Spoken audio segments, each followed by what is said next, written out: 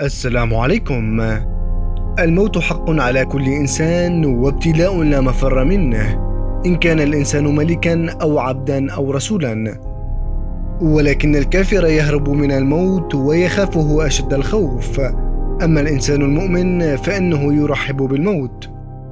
وليس هنالك مؤمن حق أكثر من الأنبياء والرسل، فإذا جاء الموت لرسول أو نبي فإنه يرحب به لعلمه أن ما بعد الموت إلا لقاء وجه ربه.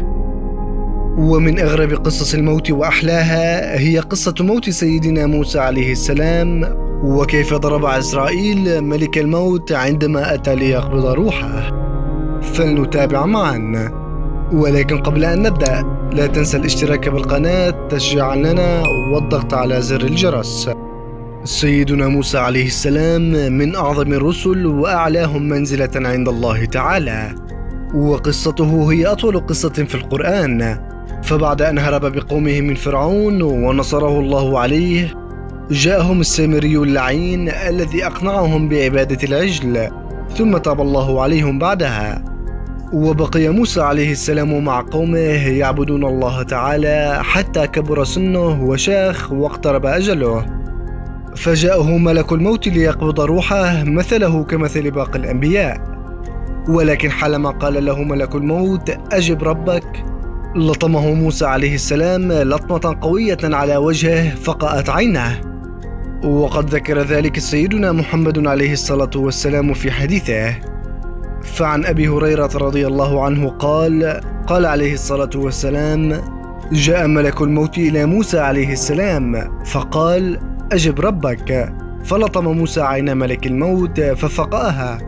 فرجع الملك إلى الله تعالى فقال: إنك بعثتني إلى عبد لك لا يريد الموت.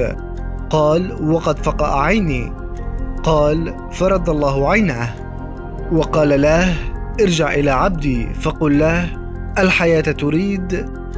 فإن كنت تريد الحياة فضع يدك على متن ثور، فما وارت يدك من شعرة فإنك تعيش بها سنة. ففعل ملك الموت ذلك. فقال له موسى: ثم ما؟ قال: ثم الموت. قال: فالآن يا رب من قريب. وقد يستغرب الواحد منا أن يقوم موسى عليه السلام بضرب ملك الموت مع أن الله بعثه ليقبض روحه، ولكن تفسير ذلك أن ملك الموت لما قال له هذا لم يعرفه موسى عليه السلام، وذلك لمجيئه على غير الهيئة التي يعرفها موسى عليه السلام فلم يميزه، كما جاء جبريل في صورة أعرابي للنبي في أحد المرات، وكذلك موسى لعله لم يعرفه في حينها، ولذلك لطمه وفقأ عينه لأنه دخل داره بغير إذنه. ولكن السؤال: كيف مات موسى عليه السلام وعلى أي هيئة وحال؟ لما استسلم موسى للموت وطلب الموت القريب ورضي به، مر بملأ من الملائكة يحفرون قبرا، فلم ير أحسن منه ولا أكثر خضرة ولا أبهج، فقال: يا ملائكة الله، لمن تحفرون هذا القبر؟ فقالوا: لعبد من عباد الله كريم. فإن كنت تحب أن تكون هذا العبد فادخل هذا القبر وتمدد فيه وتوجه إلى ربك وتنفس أسهل تنفس. فنزل موسى عليه السلام فيه وتوجه إلى ربه ثم تنفس فقبض الله روحه، ثم سوت الملائكة عليه التراب.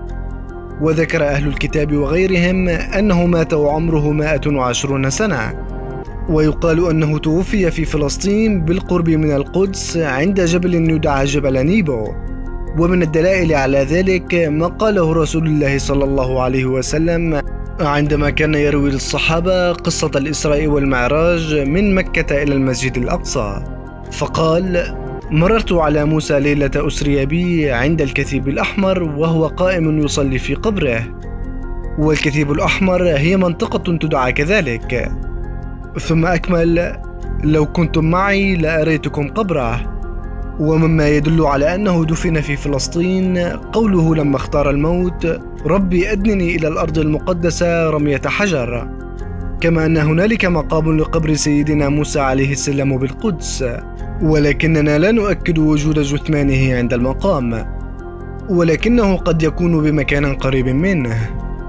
أما وفاة سيدنا هارون عليه السلام فعن أبي مالك وعن ابن عباس قالوا: ثم أن الله تعالى أوحى إلى موسى أني متوف هارون فأت به جبل كذا وكذا. فانطلق موسى وهارون نحو ذلك الجبل، فإذا هم بشجرة لم ترى شجرة مثلها، وإذا هم ببيت مبني، وإذا هم بسرير عليه فرش، وإذا فيه ريح طيبة. فلما نظر هارون إلى ذلك الجبل والبيت وما فيه أعجبه، فقال: يا موسى إني أحب أن أنام على هذا السرير. قال له موسى: فنم عليه. قال: إني أخاف أن يأتي رب هذا البيت فيغضب علي. قال له: لا ترهب، أنا أكفيك رب هذا البيت، فنم. قال: يا موسى نم معي، فإن جاء رب هذا البيت غضب علي وعليك جميعا. فلما ناما أخذ هارون الموت. وهكذا توفي سيدنا هارون عليه السلام أيضا. نرجو أن يكون المقطع قد نال إعجابكم. إن أعجبك المقطع لا تنسى وضع إشارة الإعجاب دعما له ومشاركته مع من تحب، ولا تنسوا الاشتراك بالقناة تشجيعا لنا والضغط على زر الجرس، فتفعيل زر الجرس مهم وضروري جدا حتى تصلكم مقاطعنا القادمة. ودمتم بحفظ الله ورعايته.